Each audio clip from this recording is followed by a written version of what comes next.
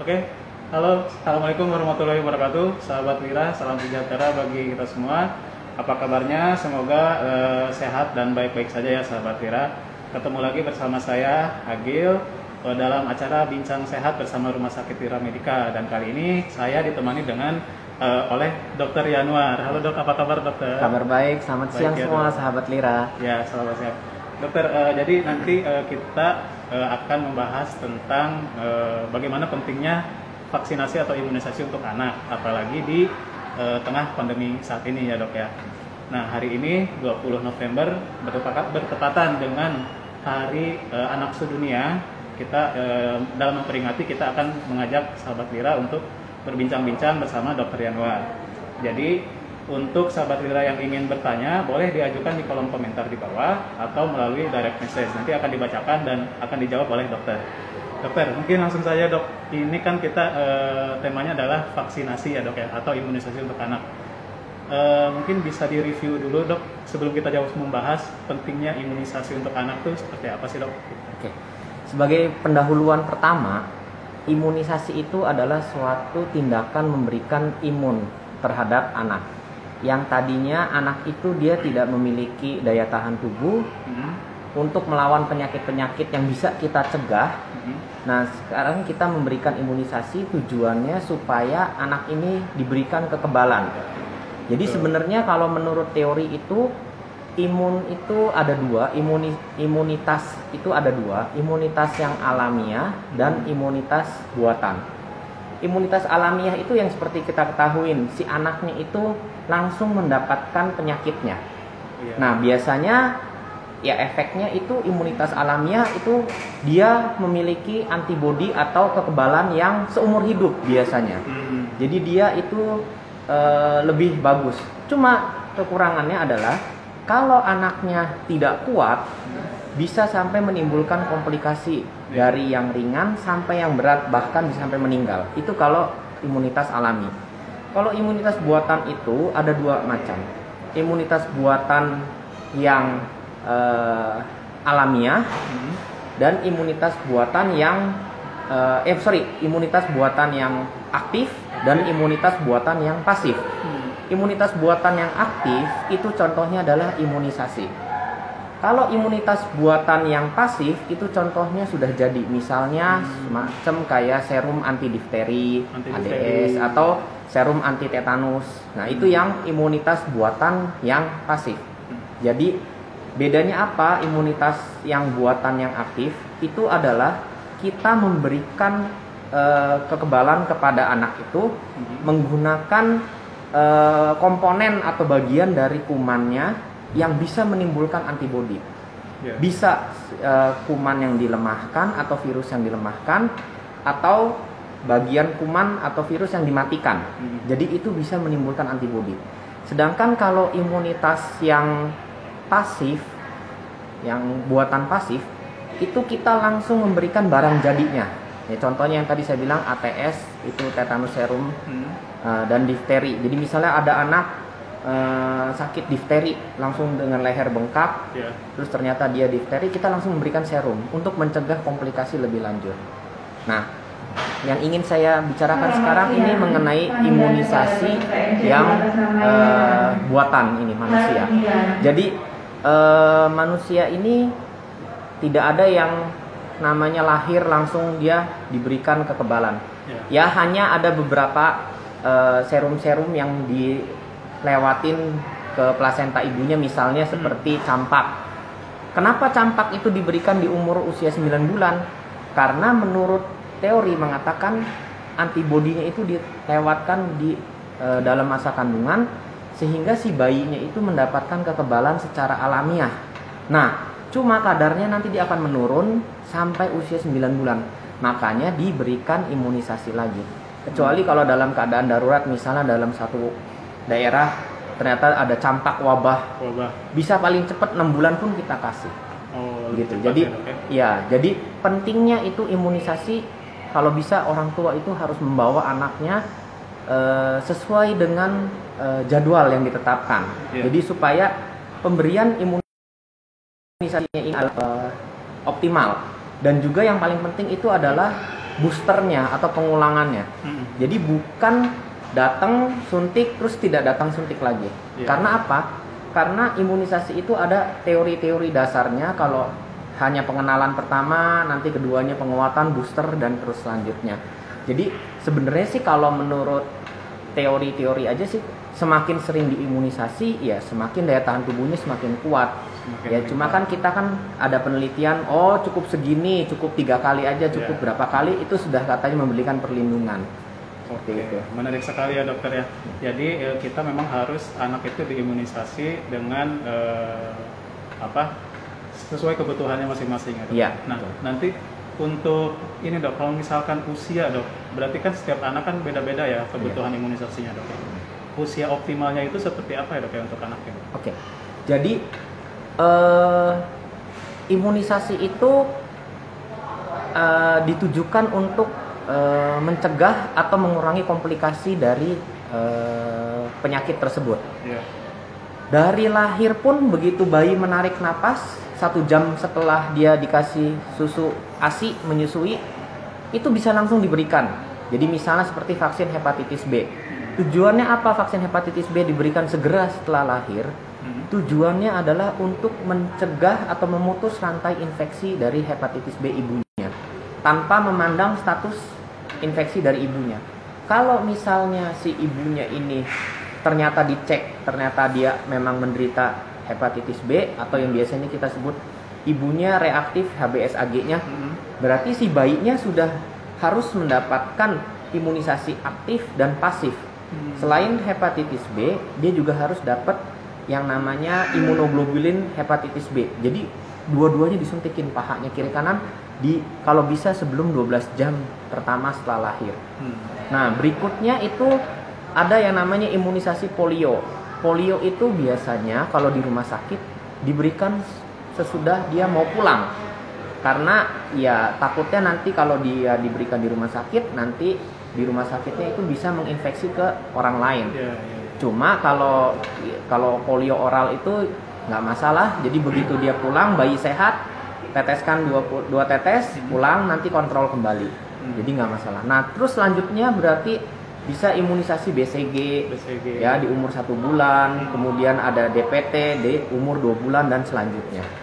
Harus ada. Jadi memang ada jadwal-jadwalnya.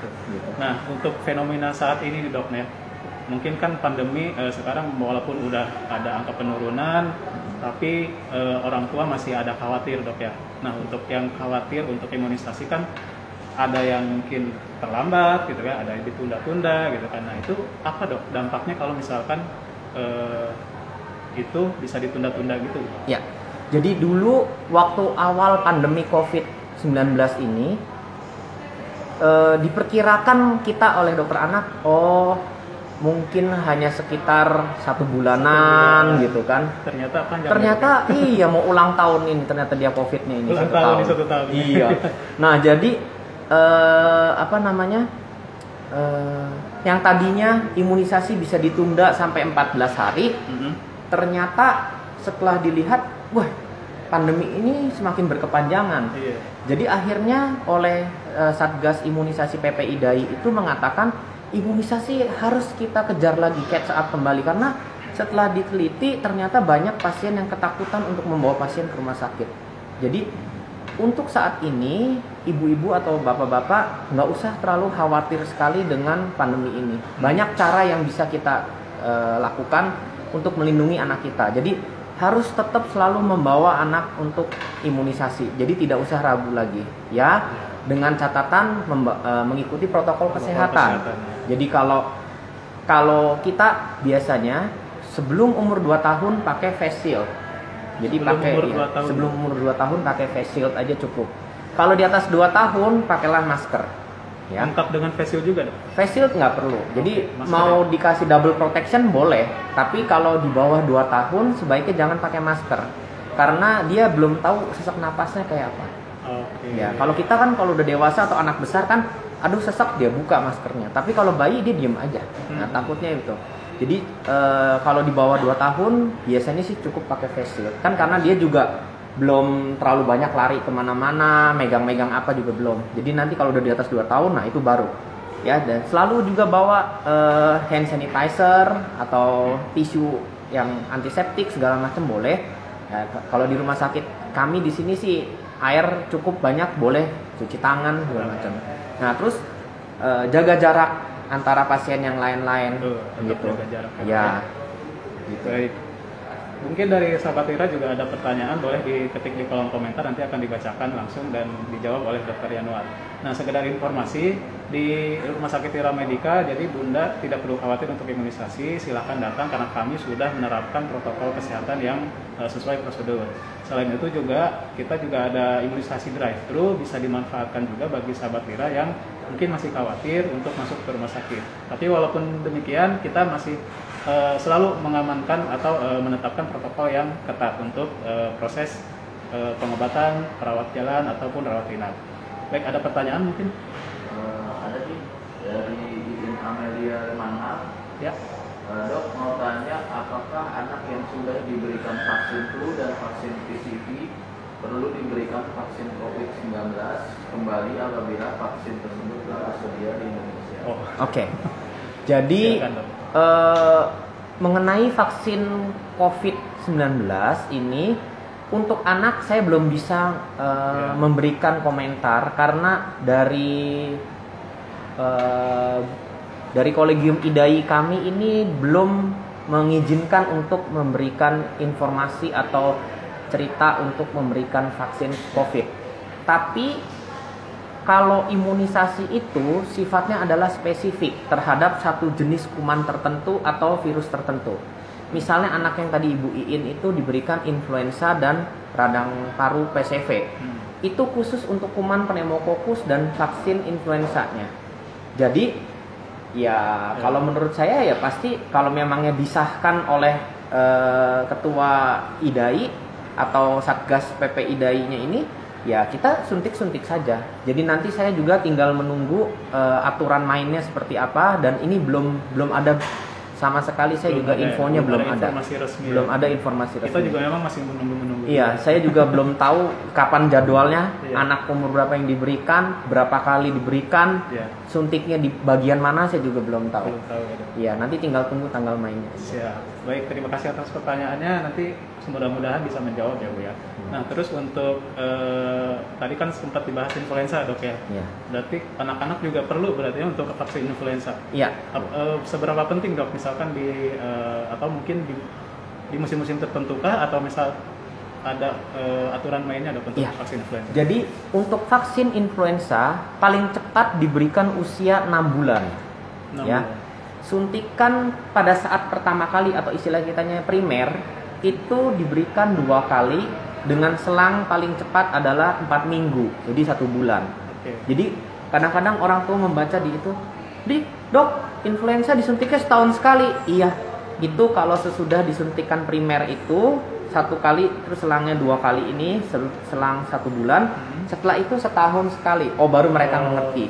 Jadi vaksin influenza itu diberikan itu saya kadang-kadang selalu memberitahu kepada orang tua, bukan untuk yang batuk pilek yang di luaran yang seperti common cold atau misalnya yang selesma lebih terkenalnya itu batuk pilek. Nah, itu tidak ada vaksinnya. Ya, jadi yang vaksin influenza itu adalah vaksin yang untuk kayak flu Singapura, kemudian ada flu babi, yang ada flu Hong Kong, yang seperti itu, yang berat, ya, yang mengancam jiwa. Nah, itu udah bisa dicegah, ya. Cuma daripada dia tidak diimunisasi sama sekali anaknya, vaksin influenza ini bisa memberikan proteksi silang katanya. Jadi apa itu proteksi silang? Proteksi silang itu katanya adalah dia bisa memberikan bantuan bila kalau ada virus atau virus itu kan dia pintar membelah diri. Jadi kalau misalnya dia pernah dulu terinfeksi, terus dia berubah lagi, terus makanya tubuh kita tidak mengenal lagi ini kuman virus influenza bermutasi.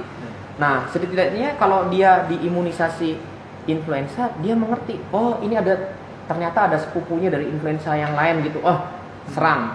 Nah, jadi daripada dia diem sendirian tidak tahu apa-apa, vaksin influenza itu membantu untuk mengalahkan virus itu. Virus yang sudah bermutasi ya. itu tadi. Dan kalau ditanya-tanya sama pasien itu, ada yang bilang mengatakan kalau anaknya dia setelah disuntik influenza itu jarang batuk pilek. Ya itu saja, tapi itu kan tergantung lingkungan. Jadi sebenarnya sih kalau buat saya imunisasi itu bukan melindungi 100%. Setidak-tidaknya dia ada terlindungi berapa persennya. Tetap faktor lingkungan dan gaya hidup mungkin. Gaya hidupnya, makanannya juga bagaimana, bergizi atau tidak. Iya. Nah, terus sama perilakunya, hidup sehatnya bagaimana. Betul. Kadang-kadang saya nggak tahu rumahnya di mana, terus anak-anaknya pada datang-datang main, pada batuk pilek atau bagaimana, saya juga nggak tahu. Ya, berarti memang untuk vaksin itu atau imunitas kembali ke diri masing-masing juga. Iya. Tidak 100% dan Tidak harus 100%. Menerapkan pola hidup yang sehat, Iya. lingkungan hidup yang sehat. Ya, Dok. Iya, betul. Oke, ada pertanyaan lagi mungkin? Nah, ada satu lagi dari Penny Pes. Ya. Dok, kalau salah satu imunisasi anak saya terlewat satu, gimana ya? Waktu anak saya umur 2 tahun, saya lupa imunisasi apa, itu lupa lagi. Oh, oke. Lupa. Jadi Sama kalau vaksinnya. mengenai lupa jadwal imunisasi, Hmm. ibu nggak usah khawatir atau bapak nggak usah khawatir. Jadi bawa anaknya, bapak ibu ini untuk sama kalau punya KMS atau biodata dulunya, semuanya yang data-data imunisasi dibawa ke rumah sakit. Biar nanti dokternya atau petugas medisnya akan melihat apa yang kurang. Jadi saya cuma mau memberitahu, jangan takut atau jangan khawatir. Jadi saya malah berterima kasih sekali sama orang tua yang masih care sama anaknya kalau imunisasinya dia terlewatkan. Jadi ya imunisasi itu tidak ada kata terlambat. Memang tujuannya imunisasi itu untuk mencegah komplikasi atau melindungi anak sebelum dia menderita penyakit tersebut. Nah, kalau misalnya dia memang belum pernah sakit seperti itu dan dia belum dapat, ya silakan bawa kembali. Jadi tidak ada kata terlambat. Ya, pokoknya sampai dari lahir sampai 18 tahun bawa ke dokter anak. Bawa aja ke dokter anak. Iya. Nanti dijelaskan. Nanti lagi ya. dijelaskan lebih lanjut apa yang kurang. Ya, betul. Gitu. Semoga bisa terjawab pertanyaannya. Terus ini Dok, kalau tadi kan imunisasi atau vaksin itu untuk anak setelah diimunisasi, bahkan orang tua mungkin ada yang mengalami ada efek samping mungkin Dok, misalkan ada demam, misalkan ada kejang, itu bagaimana baiknya sikap orang tua untuk menangani atau menyikapinya gitu? Iya. Jadi suatu tindakan medis atau imunisasi, yang salah satu imunisasi ini ada keuntungan dan juga ada efek sampingnya, ya. Efek samping dari imunisasi biasanya paling sering itu demam, yang keluhannya orang tua itu. Ya. Jadi ya kalau demam sih bisa kita cegah atau bisa kita berikan obat. Misalnya obat penurun panas, ya itu juga bisa. Atau ada beberapa ibu-ibu yang tidak memberikan obat panas, dia cukup menetekkan ke bayinya lebih sering, itu juga panasnya juga hilang. Ya. Jadi itu satu. Yang yang sering terjadi adalah yang kedua adalah bengkak di bekas suntikan. Oke. Kalau bengkak di bekas suntikan itu biasanya sih ya mungkin kadang-kadang pas lagi suntik anaknya gerak atau bagaimana ya akhirnya jadi agak sedikit bengkak. Kalaupun bengkak, caranya cukup dengan kompres air dingin atau air es. Nah, setelah itu kan tujuannya untuk mengurangi nyeri dan bengkaknya. Nah, kalau misalnya dia disertai demam dan rewel, kasih aja obat penurun panasnya. Nah, setelah dikompres, kalau sudah nggak bengkak, udah selesai saja, nggak ada masalah. Apalagi kalau anaknya sudah riang kembali lagi, udah bisa gerak lagi, nggak masalah. Terus yang ketiga, itu yang paling sering itu biasanya kalau sudah dia demam, kemudian dia demamnya nggak turun-turun, jadinya kejang. Nah, itu yang biasanya paling sering terjadi dari kejadian ikutan pasca imunisasi. Nah, kalau udah terjadi seperti itu, kalau misalnya dia kejang di rumah, jadi anaknya cukup dimiringkan ke kanan atau ke kiri, ya. Jangan dimasukkan benda apapun ke dalam mulutnya. Jadi kadang-kadang kalau orang tua ngelihat anak kejang, langsung masukin sendoknya, jarinya ke dalam mulutnya. Itu suatu tindakan yang salah. Jadi cukup bayinya dimiringkan atau anaknya dimiringkan, kemudian kalau dia pakai baju ketat dilonggarkan, jangan dirumungin orang-orang, teriak sana teriak sini gitu kan. Cukup tenangkan aja, jangan khawatir, kejang itu biasanya berhenti ya. Nah, setelah anaknya dia sadar, bawa baru ke rumah sakit gitu untuk pemeriksaan lebih lanjut seperti itu.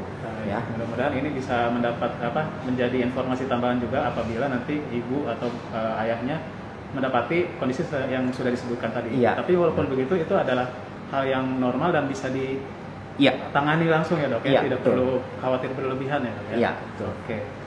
Baik, ada pertanyaan lagi? Sudah? Oke dok, mungkin cukup untuk pembahasan imunisasi kita untuk anak. Sebelum kita penutupan, mungkin dokter ada kalimat penutup untuk saran dan masukan untuk ibu-ibu di rumah. Oke. Sahabat Lira. Ya, jadi kepada sahabat Lira, Bapak Ibu, janganlah takut untuk membawa anak imunisasi di masa pandemi ini, ya.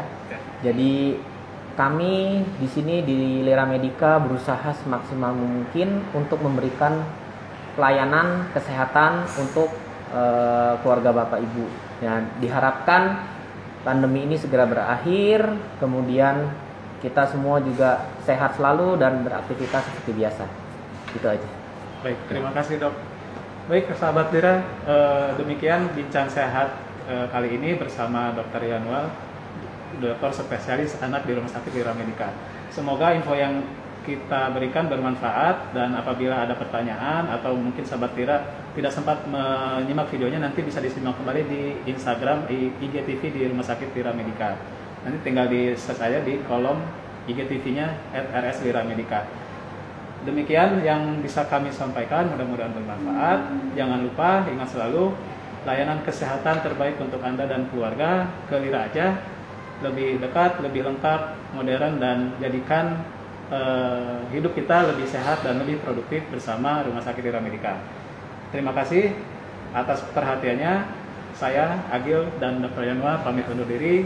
Mohon maaf bila ada kesalahan. Sampai jumpa di video bincang sehat selanjutnya. Sampai jumpa. Assalamualaikum warahmatullahi wabarakatuh.